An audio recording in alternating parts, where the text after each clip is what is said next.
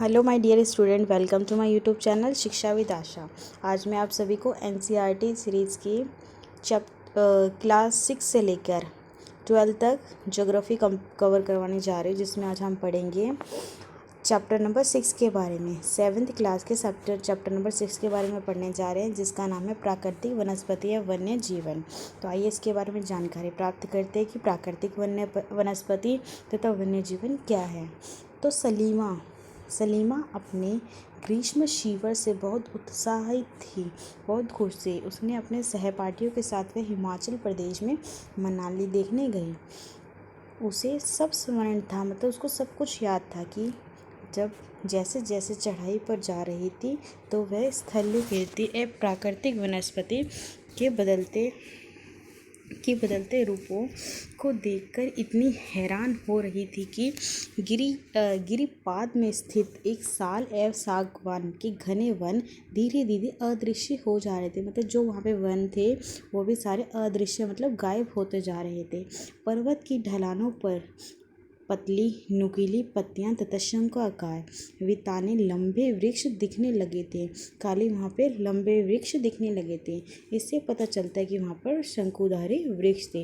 क्या आप मुझे बता सकते हैं, जैसे मैंने लास्ट क्लास में आपको पढ़ाया था कि शंकुधारी वृक्ष कौन से होते हैं? ऐसे वृक्ष जो शंख आकार होते हैं तथा लंबे देखने को प्रतीत होते हैं, उसे शंकुधारी वृक्ष कहते हैं। लंबे वृक्षों पर खिले लाल लाल फूलों पर उसका ध्यान गया। वे कौन से थे? वे रोडेड्रान के फूल थे। कौन से फूल थे? रोडाड्रेन के फूल थे। मनाली से आगे दरों तक एक रास्ते में उसने देखा कि भूमि छोटी छोटी घास एवं कुछ स्थानों पर ही बर्फ से ढकी थी, तो था उनको बर्फ से काफ़ी स्थान ढका हुआ था। मनाली के अवलोकन से हम अनुमान लगा सकते हैं, मतलब अंदाज़ा लगा सकते हैं कि स्थल की ऊंचाई एवं वनस्पति की विशेषता एक दूसरे पर संबंधित होती है, एक दूसरे से रिलेटेड होती है। जिस प्रकार ऊंचाई में परिवर्तन के साथ जलवायु में भी परिवर्तन आता है, इसी कारण प्राकृतिक वनस्पति में भी बदलाव देखने को मिलता है। यदि आपसे एक क्वेश्चन पूछा जाए कि वनस्पति में बदलाव किस प्रकार आता है, तो यदि ऊंचाई में परिवर्तन के साथ ज्वालामुखी में परिवर्तन आता है जलवायु में, तो जलवायु के कारण ही हमारी वनस्पति में बदलाव देखने को मिलता है। वनस्पति की वृद्धि तापमान और नमी पर निर्भर होती है। जो वनस्पति होती है वो किस पर निर्भर होती है? वो तापमान और नमी पर ज़्यादा निर्भर होती है, जिसके कारण उनको वृद्धि होने में काफ़ी समय लगता है। इसी प्रकार हम देखेंगे कि इसके अलावा यह ढाल एवं मिट्टी की परत की मोटाई जैसे कारकों पर निर्भर करती है। इन कारकों में अंतर के कारण किसी स्थानों की प्राकृतिक वनस्पति की संगठता एवं प्रकार में भी परिवर्तन देखने को मिलता है। उनके प्रकारों में तथा उनके प्रकृति में वनस्पति में परिवर्तन देखने को मिलता है।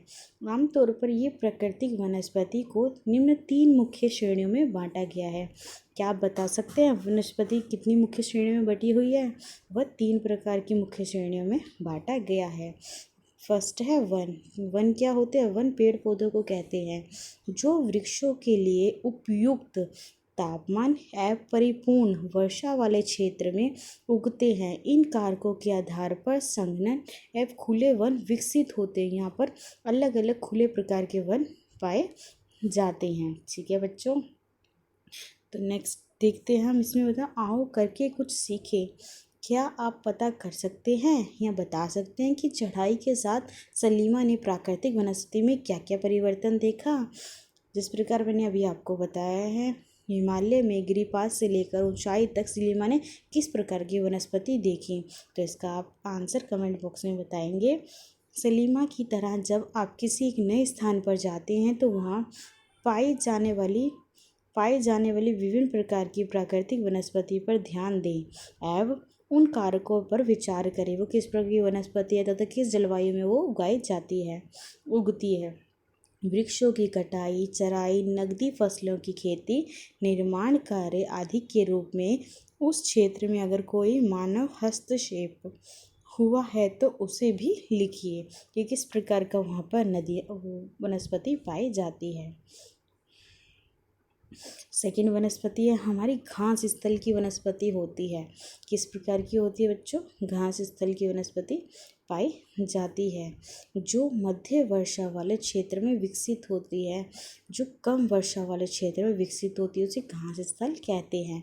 कांटेदार झाड़ या झाड़ियाँ केवल शुष्क क्षेत्रों में ही पाई जाती है। जैसा सलीमा हिमालय की यात्रा का वह अनुभव बताते हुए कहती है कि पिता को बता रही थी कि उसके पिता विश्व के विभिन्न स्थानों पर जा चुके हैं, अलग अलग जगह पे उसके पिता जा चुके हैं।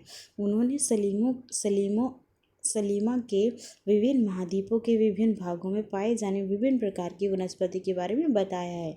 उन्होंने उपध्रुवीय प्रदेशों में शंकुधारी वन, रेगिस्तानी में कांटेदारी झाड़ियाँ और आर्द्र प्रदेश में घने उष्णकटिबंधीय दृष्टकाठ वन पाए गए हैं तथा उनमें कई अनेक जानकारी उन्होंने उनको दी। सलीमा को समझ आ गया कि हिमालय के क्षेत्रों में लगभग सभी प्रकार की वनस्पति पाई जाती है। यदि आपसे पूछा जाए कि वनस्पति ज़्यादातर कहाँ पाई जाती है तो हिमालय के क्षेत्रों में अत्यधिक देखने को मिलती है, जो भूमध्य रेखा से ध्रुव की ओर जाने पर मिलती है। जो भूमध्य रेखा से ध्रुव की ओर जाने पर हमें वनस्पति देखने को मिलती है। नेक्स्ट पढ़ते हैं कि प्राकृतिक वनस्पतियों के प्रकार में बदलाव का मुख्य कारण जलवायु का बदलाव है। किसका बदलाव है? जलवायु का बदलाव है।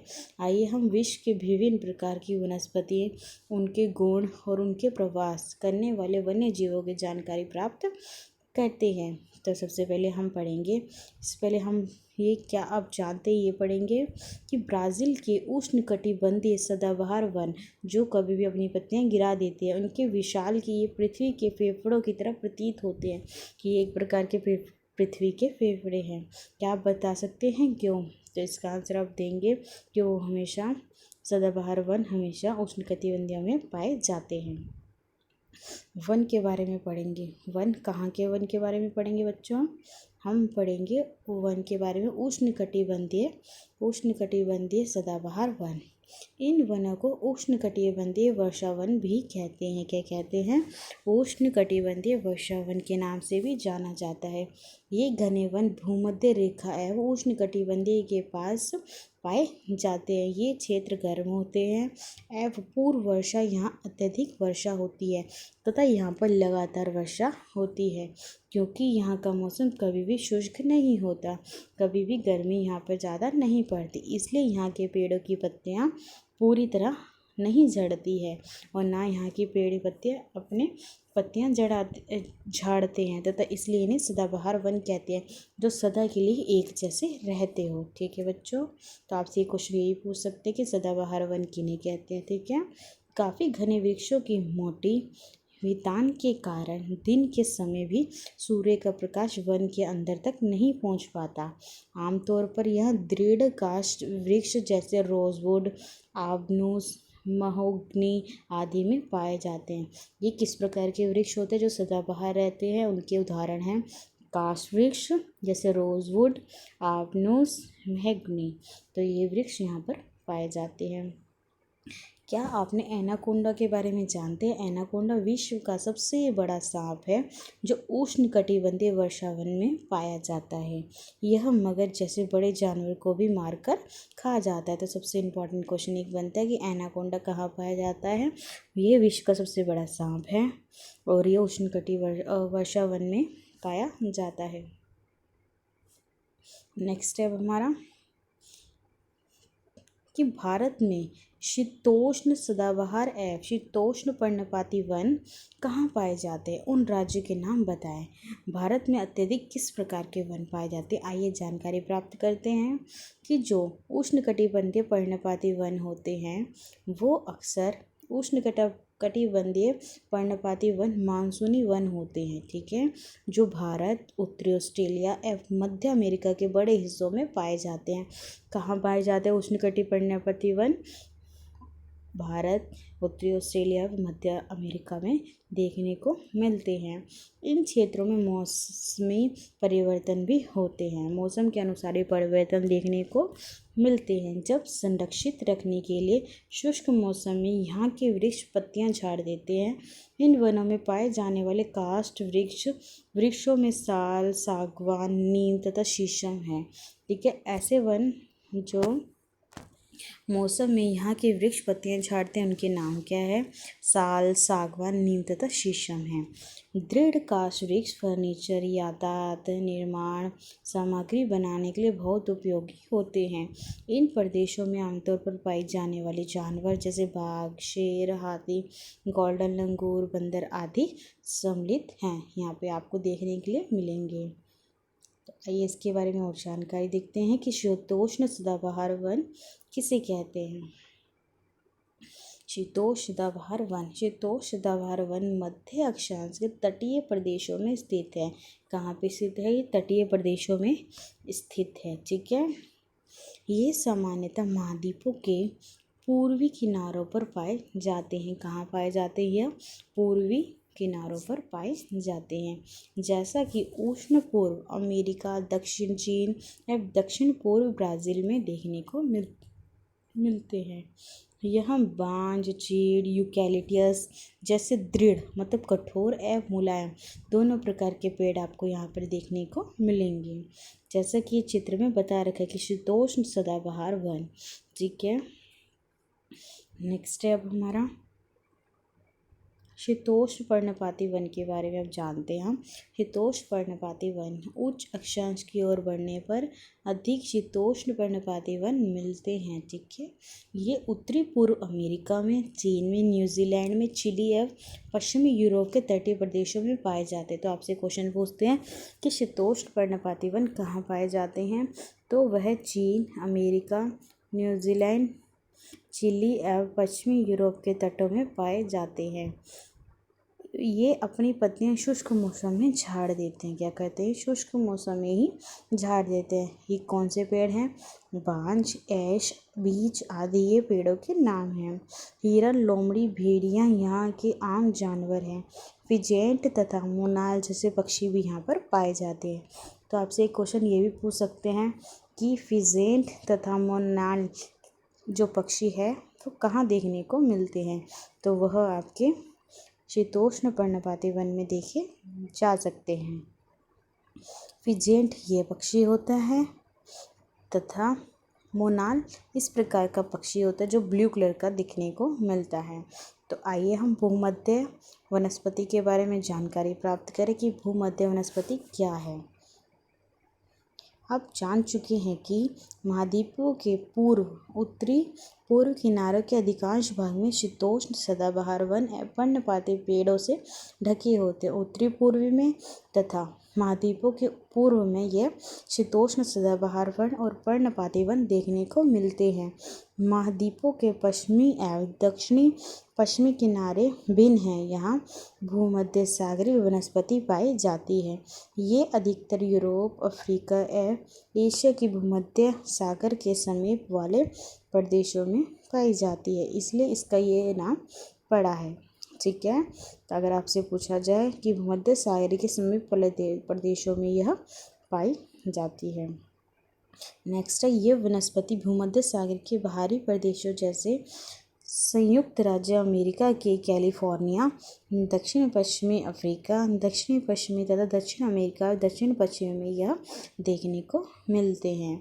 क्या आप बता सकते हैं कि भूमध्य सागरीय वृक्ष जो ग्रीष्म ऋतु में स्वयं को ढाल लेते हैं तथा उनकी मोटी छाल या पत्तियां वाष्पोत्सर्जन से रोक देती है। वाष्पोत्सर्जन होने से वह रोक देती है। भूमध्य सागरीय प्रदेशों को फलों की कृषि के कारण विश्व का फलोद्यान कहते हैं। तो विश्व का फलोद्यान किसे कहा जाता है? तो भूमध्य सागरीय प्रदेशों को इसका विश्व का फलो कहते हैं, फलोद्यान के नाम से जाना जाता है। ठीक है बच्चों, तो आइए हम पढ़ते हैं इसके बारे में। ऑस्ट्रेलिया में भी पाई जाती है। इन प्रदेशों में गर्म, शुष्क, ग्रीष्म एवं वर्षा वाली मृदा शीत ऋतु होती है। इन क्षेत्रों में आमतौर पर संतरा, अंजीर, जैतून, अंगूर जैसे नींबू वंश के फल पैदा किए जाते हैं, क्योंकि लोगों ने अपनी इच्छा के अनुसार कृषि करने के लिए यहाँ की प्राकृतिक वनस्पति को हटा ही दिया है। लोगों ने अपनी ज़रूरत के लिए इन सब वनस्पतियों को काट दिया है या अन्य जीवन कम ही हो गया। यहाँ पर जीवन जीना बहुत कम होता जा रहा है। साथ में शंकुधारी वन अब किन्हीं कहते हैं ये पढ़ेंगे। शंकुधारी वन उत्तरी गोलार्ध के उच्च अक्षांश 50 से 70 में भव्य शंकुधारी वन पाए जाते हैं। इन्हें टैगो भी कहते हैं। ये वन अधिक ऊंचाई पर भी पाए जाते हैं। इन्हीं वृक्षों को सलीमा ने हिमालय में प्रचुर मात्रा में देखा था। ठीक है, ये लंबे नरम काष्ठ वाले सदाबहार वृक्ष होते हैं। इन वृक्षों के काष्ठ का उपयोग लुगदी बनाने के लिए किया जाता है, जो सामान्य तथा अखबारी कागज बनाने के काम आती है। नरम काष्ठ का उपयोग माचिस एवं पैकिंग के लिए सबसे अधिक किया जाता है, जैसे चीड़, देवदार आदि इन वनों के मुख्य पेड़ है तथा रजत, लोमड़ी, मीक, ध्रुवीय भालू जैसे जानवर यहाँ पर अत्यधिक देखने को मिलते हैं। अपने आसपास के नरम तथा दृढ़ कठोर बनी वस्तुओं पर ध्यान दें। अपने पेड़ों से अपने आसपास के वृक्षों के नाम पता कीजिए कि जो आपकी चीज़ें हैं वो किन किन वृक्षों से बनी हुई है। इसी प्रकार रूस में भाषा में टैगा का अर्थ होता है शुद्ध या अनछुआ। ठीक है, अनटच कहा जाता है इसे, जिसके बारे में अब हम पढ़ते हैं कि घास स्थल क्या होते हैं। क्या आपने घास स्थल देखे हैं? किन किन बच्चों ने गांव में घास स्थल देखे हैं? उष्णकटिबंधीय घास स्थल ये वन भूमध्य रेखा के किसी भी तरफ उग जाते हैं, कहीं भी ये उग जाते हैं। ठीक है, ये भूमध्य रेखा के दोनों ओर से उष्णकटिबंधीय क्षेत्र में फैले हैं। यहाँ वनस्पति निम्न से मध्य वर्षा वाले क्षेत्रों में होती है। ये घास काफ़ी ऊंची, लगभग 3 से 4 मीटर की ऊंचाई तक अपने आप उग जाती तथा बढ़ सकती है। इसकी वृद्धि हो जाती है अपने आप ही। अफ्रीका का सवाना घास स्थल इसी प्रकार का है, जो अफ्रीका में एक सवाना घास स्थल है। तो आपसे क्वेश्चन ये भी पूछ सकते हैं कि सवाना जो घास स्थल है वो कहाँ पाया जाता है। तो वह कहाँ पाया जाता है बच्चों? तो वह पाया जाता है अफ्रीका में। सामान्यतः रूप से उष्णकटिबंधीय घास स्थल में हाथी, ज़ेब्रा, जिराफ, हिरन, तेंदुआसी जानवर पाए जाते हैं तथा आपको देखने के लिए यहाँ पे मिलेंगे। तो आइए, ये शंकुधारी वन होते हैं। ठीक है, जो शंकु के आकार के होते हैं, ये हिमाचली शंकुधार वन होते हैं जहाँ पर बर्फ जमी होती है तथा ये उष्णकटिबंधीय घास स्थल होते हैं।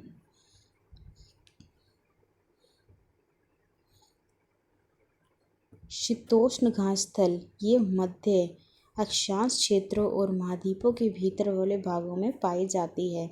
यहाँ की घास आमतौर पर छोटी, पौष्टिक होती है। शीतोष्णीय प्रदेशों में सामान्यतः जंगली भैंस, बाइसन, एंटीलोप पाए जाते हैं। कंटीली झाड़ियाँ शुष्क रेगिस्तान जैसे प्रदेशों में पाई जाती है। उष्णकटिबंधीय रेगिस्तान महाद्वीपों के पश्चिम किनारों पर पाई जाती है। कहाँ पाई जाती है कंटीली झाड़ियाँ? महाद्वीप के पश्चिम किनारों में पाई जाती है रेगिस्तान की। तीव्र गर्मी एवं बहुत कम वर्षा के कारण यहाँ वनस्पति की कमी रहती है। विश्व के मानचित्र पर रेगिस्तान प्रदेशों को चिन्हित किया गया है, मतलब चुना गया है। क्या आप भारत के बड़े रेगिस्तान का नाम बता सकते हैं? रेगिस्तान के कुछ जानवरों के नाम भी बताइए। ठीक है, तो सबसे बड़ा रेगिस्तान हमारा सहारा रेगिस्तान होता है। यह आप ध्रुवीय प्रदेशों में जाएंगे तो आप स्थानीय प्राकृतिक अधिक ठंड मिलेगी। यहाँ बहुत सी सीमित प्रकृति मतलब कम वनस्पति प्रकृति मिलती है। यहाँ केवल काई, लाइकेन और छोटी झाड़ियाँ पाई जाती है। ये अल्पकालिक ग्रीष्म ऋतु के दौरान विकसित होती हैं। इसे हम टुंड्रा प्रकार की वनस्पति कहते हैं। किस प्रकार की वनस्पति कहते हैं? टुंड्रा प्रकार की वनस्पति कहते हैं। ये वनस्पति यूरोप, एशिया, उत्तरी अमेरिका के उत्तरी ध्रुव में पाई जाती है। जो टुंड्रा वनस्पति है वो कहाँ पाई जाती है? यूरोप, एशिया एवं उत्तरी अमेरिका में पाई जाती हैं। यहाँ के जानवरों के लिए शरीर पर मोटा फर एवं मोटी चमड़ी देखने को मिलती है, जो उन्हें ठंडी जलवायु में सुरक्षित रखती हैं। यहाँ पर पाए जाने वाले कुछ जानवर हैं सील, वायरस, कस्तूरी बैल, ध्रुवीय उल्लू, ध्रुवीय भालू और बर्फीली लोमड़ी यहाँ पे देखने को मिलते हैं। ठीक है, तो अब हमने देखा कि सलीमा के पिता ने उसे कुछ घने वृक्षों के चित्र दिखाए। कुछ चित्रों में सलीमा ने देखा कि लोग वृक्षों को काटकर वनों को साफ कर रहे हैं। उसके पिता ने बताया कि स्थानीय लोग कृषि आवास के लिए स्थान चाहते हैं, इसलिए उन्होंने वनों को साफ कर दिया है। सलीमा ने सोचने लगी कि अगर वनों को साफ कर दिया जाता है तो वन्यजीव कहाँ जाएंगे, तो वन्यजीव कहाँ रहेंगे। जब पेड़ पौधों को ही हटा दिया जाए तो वन्यजीव का सहारा निवास कहाँ होगा। क्या वे वन पुनः विकसित हो पाएंगे।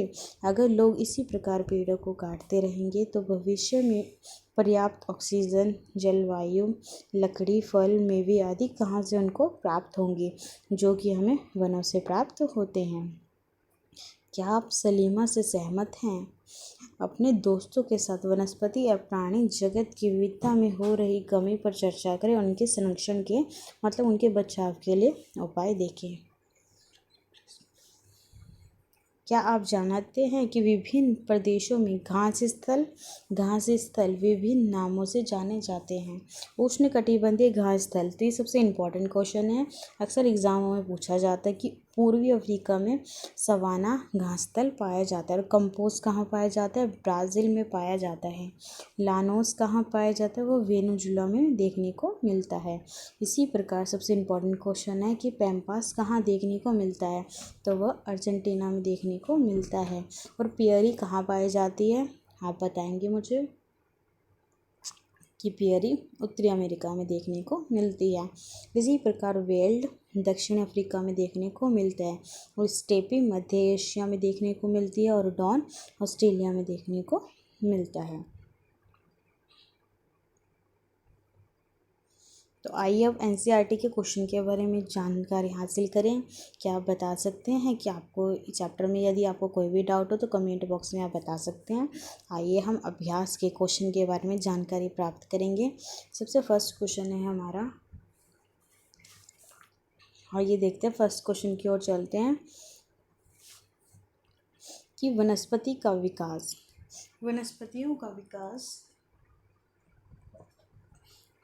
का विकास किन दो कारकों पर निर्भर करता है। कि वनस्पति का विकास दो कारकों पर निर्भर करता है, उसके नाम बताने हैं। वो तापमान तथा वर्षा पर निर्भर करता है। नेक्स्ट क्वेश्चन है, प्राकृतिक वनस्पति की तीन मुख्य श्रेणी कौन सी हैं। प्राकृतिक वनस्पति की तीन मुख्य श्रेणी है वन, घास स्थल, कांटेदार झाड़ियाँ। ठीक है बच्चों। नेक्स्ट क्वेश्चन है हमारा, उष्णकटिबंधीय सदाबहार वन दो दृढ़ मतलब दो कठोर वाले पेड़ों के नाम बताने हैं। उसका नाम है एबोनी और महागनी। ठीक है। नेक्स्ट क्वेश्चन है आपका कि विश्व के किस भाग में उष्णकटिबंधीय पर्णपाती वन देखने को मिलते हैं। तो उष्णकटिबंधीय पर्णपाती वन मुख्यतः भारत, उत्तरी ऑस्ट्रेलिया एवं मध्य अमेरिका के बड़े हिस्सों में पाए जाते हैं। नेक्स्ट है, नींबू वन सीटस के फल किस जलवायु में उगाए जाते हैं। तो भूमध्य सागरीय जलवायु में नींबू वंश के फल उगाए जाते हैं। सबसे इम्पोर्टेंट क्वेश्चन है कि शंकुधारी वन की कोई 4 विशेषताएं बतानी है। इन शंकुधारी वनों के वृक्षों के काष्ठ मतलब कठोर का उपयोग लुगदी बनाने के लिए किया जाता है, जो कि सामान्य अखबार कागज बनाने में काम आता है।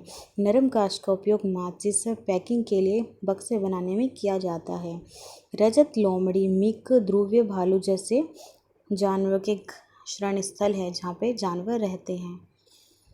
घरेलू ईंधन के रूप में इन्हें लकड़ियों के उपयोग में इसका उपयोग किया जाता है। ठीक है बच्चों। तो आइए नेक्स्ट क्वेश्चन की ओर चलते हैं। राइट रॉन्ग के बारे में अब देखेंगे हम कौन सा सही है और कौन सा गलत है। क्या आप बता सकते हैं कि काई और लाइकेन कहाँ पाई जाती है। क्या वह रेगिस्तानी वनस्पति में पाई जाती है, क्या वह उष्णकटिबंधीय सदाबहार वन में पाई जाती है, या टुंड्रा वनस्पति में देखने को मिलती है। तो वह टुंड्रा वनस्पति में देखने को मिलती है। नेक्स्ट क्वेश्चन है हमारा कि कांटेदार झाड़ियाँ कहाँ देखने को मिलती है। गर्म एवं आर्द्र उष्णकटिबंधीय जलवायु में, गर्म एवं शुष्क रेगिस्तान जलवायु में, ठंडी ध्रुवीय जलवायु में। तो वो कहाँ देखने को मिलती है, गर्म एवं शुष्क रेगिस्तानी जलवायु में देखने को मिलती है। नेक्स्ट क्वेश्चन है अब हमारा, उष्णकटिबंधीय सदाबहार वन का एक सामान्य जानवर कौन सा है। क्या वह बंदर है, जिराफ है, या ऊँट है। तो वह बंदर है। नेक्स्ट क्वेश्चन है, शंकुधारी वन की एक महत्वपूर्ण वृक्ष प्रजाति कौन सी है। तो वह, क्या वो रोजवुड है, चीड़ है, या सागवान है। तो वह चीड़ है। ठीक है बच्चों। नेक्स्ट क्वेश्चन है, स्टेपीज घासतल कहाँ पाया जाता है। सबसे इम्पोर्टेंट क्वेश्चन, दक्षिण अफ्रीका में, ऑस्ट्रेलिया में, या मध्य एशिया में। तो वह मध्य एशिया में देखने को मिलते हैं। नेक्स्ट है मिलान करो। क्या आप मिलान करो के बारे में बता सकते हैं। आइए देखते हैं कि मिलान करो में क्या क्या इम्पोर्टेंट है। कि जो हमारा वायरस है वो कहाँ पाया जाता है, ये क्या होता है। यह एक ध्रुवीय जानवर का नाम है। क्या है बच्चों, यह एक ध्रुवीय जानवर का नाम है। जो देवदार का वृक्ष है वो क्या है, एक नरम काष्ठ पेड़ है, मतलब एक नरम सा सॉफ्ट सा पेड़ है। और जो जैतून है वो क्या है, वह एक नींबू वंश स्टिक्स का फल माना जाता है। जो हाथी है वो कहाँ पाया जाता है, जो हाथी है वो उष्णकटिबंधीय पर्णपाती वन का एक प्रकार है। जो कंपोज है, कंपोज कहाँ पाया जाता है, कंपोज ब्राज़ील के उष्णकटिबंधीय के क्षेत्र के घास स्थल में पाया जाता है। नेक्स्ट है डाउन। डाउन कहाँ पाया जाता है, ऑस्ट्रेलिया का शीतोष्ण, जो ऑस्ट्रेलिया का शीतोष्ण घासस्थल है, जो कि आर्कटिका का एक शीतोष्ण घासस्थल माना गया है। नेक्स्ट है कारण बताएं। क्या आप कारण बता सकते हैं। मुख्यतः 3 कारण हैं। ध्रुवीय प्रदेशों में रहने वाले जानवरों की फर और त्वचा क्यों मोटी होती है। ध्रुवीय प्रदेशों में जो जानवर वहाँ पे रहते हैं उनका शरीर काफ़ी मोटा होता है, उनकी चमड़ी बहुत ही मोटी होती है। इन्हीं कारण से उनको काफ़ी ठंड में काफ़ी सुरक्षित रह सकते हैं, इसलिए उनकी त्वचा या फर बहुत मोटी होती है। नेक्स्ट क्वेश्चन है, उष्णकटिबंधीय पर्णपाती वन शुष्क मौसम में अपनी पत्तियां गिरा देती हैं। तो क्या कारण है। उष्णकटिबंधीय पर्णपाती वन शुष्क मौसम में अपनी पत्तियां गिरा देते हैं। ये वन मानसूनी जलवायु वाले क्षेत्रों में पाए जाते हैं, जहाँ पर अत्यधिक वर्षा होती है, जहाँ मौसमी परिवर्तन होते हैं, मतलब मौसम में बदलाव दिखाई देते हैं। इन वनों में पाए जाने वाले वृक्ष जल संरक्षित करने के लिए सूक्ष्म मौसम में अपनी पत्तियां गिरा देते हैं। ठीक है। नेक्स्ट क्वेश्चन है, वनस्पति के प्रकार और संगतता का एक दूसरे के स्थान पर बदलाव किन कारणों से होता है। तो इसका पहला कारण है विभिन्न स्थानों के तापमान में अंतर होना। यदि तापमान में अंतर होगा तो इसमें बदलाव होगा। विभिन्न स्थानों के वृक्ष में विभिन्नता के कारण, मतलब बदलाव के कारण ऐसा होता है। भूमि की ढाल एवं मृदा की परत की मोटाई के कारण भी इसमें अंतर देखने को मिलता है। Thank you watching my channel Shiksha with Asha.